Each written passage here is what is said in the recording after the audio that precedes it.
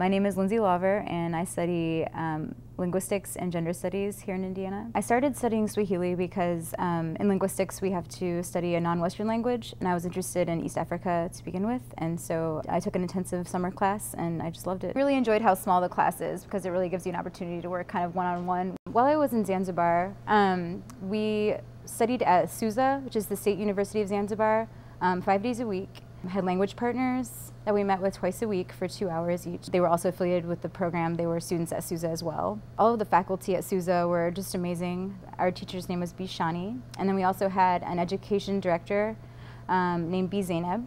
And then our academic coordinator, Amanda, is from the United States and pretty much helped us with every aspect of the program. Zanzibar is a really beautiful island. We took quite a few educational trips. There was one every single Wednesday and on the weekends. There's many places in Zanzibar to visit. There's a lot of spice farms. They're known for their spice trade. While I was in Zanzibar, I did a research project on women and work opportunities in Zanzibar. I got to interview some local women, and that was pretty interesting, you know, to get actually their perspectives. And then also while I was there, it was the Zanzibar International Film Festival, and so I wrote a review on a film about domestic violence for women in South Africa.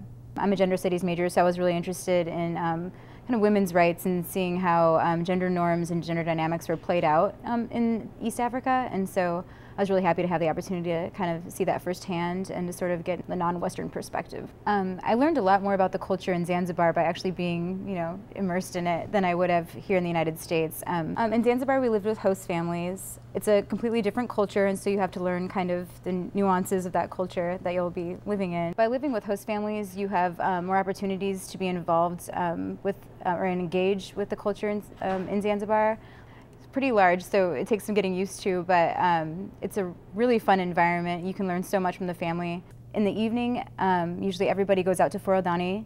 Near the ocean, they just have this huge open area where they serve lots of street food, and every night it's really lively there. It's just everybody in town kind of goes out, and that's usually what you do every single night. It's a good meeting place and a good way to meet locals. Through the Immersion Experience, I was able to enhance my conversational skills, which it's harder to do when you're here in the States. Without immersion, it's just a lot more difficult to really learn the language, and so once I came back, I really noticed how much I had learned from that experience. The advice I would give to somebody going to the overseas program in Zanzibar is to try to be as independent as possible and be really open to new opportunities. Really make the most of it.